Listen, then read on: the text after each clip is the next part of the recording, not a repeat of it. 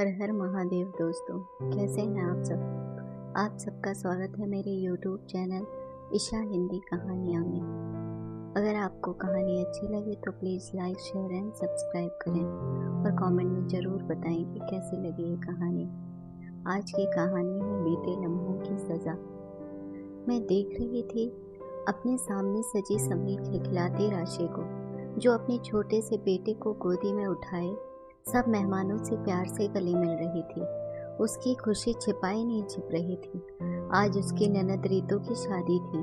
मैं अपने पति के साथ और मेरे मायके से मम्मी पापा व भाई शिखर भी आए हुए थे।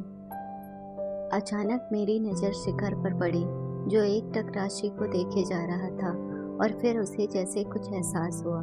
उसने मेरी तरफ नज़र घुमाई और उन आँखों से मुझे डर लगने लगा और मैंने अपनी डबडबाई आंखें घुमा ली। मैं ही तो थी जिम्मेदार इन आँखों की वीरानी के लिए, भाई की खुशियों को गम में बदलने के लिए। तो फिर किस मुंह से मैं उसे सांत्वना देती कि भाई जो हो गया उसे भूल जाओ। नहीं, मैं नहीं कह सकती थी। जिन रिश्तों को मैंने ही बनने नहीं दिया तो फिर दिलासा कहाँ से दूँ।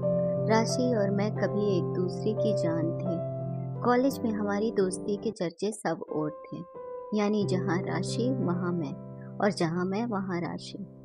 राशि एक मध्यम वर्गीय परिवार से थी और मैं एक धनी बिजनेस परिवार से थी, जहाँ पैसा ही पैसा था। परिवार दोनों का ही खुशहाल था। मेरे परिवार में मैं, भाई शिखर और मम्मी पापा थे, और राशि के परिवार में राशि और उसकी बहन दिशा व मम्मी पापा थे। हमारी दोस्ती की वजह से हमारे परिवार में भी मधुर रिश्ते थे। मुझे अमीर होने का एहसास तो था और कई बार मैं कुछ ऐसा कड़वा भी बोल जाती थी जो मुझे नहीं बोलना चाहिए होता था, पर राशि सहजता से झेल जाती थी। हमारे दोनों के स्टैंडर्ड में काफ़ी अंतर था, स्वभाव भी अलग था। जहाँ राशि सुलझी हुई और मधुर थी, वहाँ मैं थोड़ी घमंडी और बिंदास थी।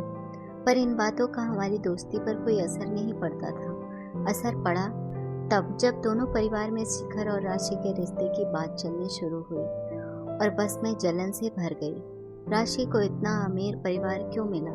वह खुद तो एवरेज परिवार से थी। उसका और हमारा आपस में कोई मेल है क्या? दोस्ती अपनी जगह है, पर रिश्ता ना भई ना। मैं जानती थी कि राशि अगर हमारे परिवार में आ गई तो मेरी तो अहमियत ही खत्म हो जाएगी, क्योंकि मैं अपने स्वभाव को जानती थी। मैं यह भी जानती थी कि शिखर भाई के दिल में भी राशि के लिए कुछ था और यह मुझे मंजूर ना था। साम दाम दंड भेद से मैंने रिश्ता होने ही नहीं दिया। मेरी और राशि की दोस्ती में खटास आ गई। उसकी वजह भी मैं ही थी। मैंने ही कॉलेज में फैला दिया कि राशि ने पैसों की वजह से मुझसे दोस्ती की थी और अब मेरे भाई को भी इसी ने फंसाया है। मैं जानती थी यह सब झूठ है। मेरे आगे कोई बोले तो सही, ये तो हो ही नहीं सकता था। और राशि की शादी मनीष से हो गई। मनीष की मम्मी मेरी मम्मी की खास सहेली थी। ये रिश्ता मेरी मम्मी ने ही सुझाया था। उन्हीं के कहने पर बात आगे बढ़ी और राशि इस परिवार की बहू बनकर परिवार का हिस्सा बन गई। मनीष की मम्मी बहू की तारीफें करती ना थकती थी। हमेशा राशि के लिए उनके मुंह से फूल ही झड़ते रहते थे। हमेशा कहती इसने मेरे घर को स्वर्ग बना दिया, और मेरी मम्मी मन ही मन उदास होकर रह जाती थी। मेरा गुस्सा और मम्मी की उदासी साथ साथ चलती। शिखर की आंखों की वीरानी दिन ब दिन बढ़ती जा रही थी। राशि की शादी के 6 महीने बाद ही शिखर के लिए एक रिश्ता आया। रिश्ता अमीर परिवार से आया था। शादी हो गई। शिखर की पत्नी ऋचा घमंडी, नकचढ़ी और स्वार्थी थी। उसे बस अपने से ही मतलब था। परिवार का हिस्सा वो कभी भी नहीं बन पाई। शादी के 6 महीने बाद जब ऋचा मातृत्व की तरफ बढ़ी, पर वो उसे मंजूर ना था। ये मातृत्व उसे अपनी आज़ादी में बाधक लगा और किसी को बताए बिना उसने अपना अबॉर्शन करवा लिया। यह परिवार और शिखर के लिए एक आघात था। बनती तो दोनों में ना थी। अब ताबूत में आखिरी कील भी ठुक गई। दोनों का तलाक हो गया, पर जाते जाते भी ऋचा सारी ज्वेलरी और 80 लाख रुपए कैश लेकर चली गई। शिखर पहले से टूटा हुआ था, अब रही से ही कसर भी पूरी हो गई। मैं जब भी घर जाती मुझसे बात ना करता। मम्मी पापा के साथ भी मेरे बस औपचारिक संबंध रह गए थे। वे शिखर और घर की बर्बादी के लिए मुझे ही जिम्मेदार समझते थे, और यह सच भी था। मेरा स्वार्थ, मेरा अहम, मेरी जिद सबने रिश्तों के एहसास को ही खत्म कर दिया।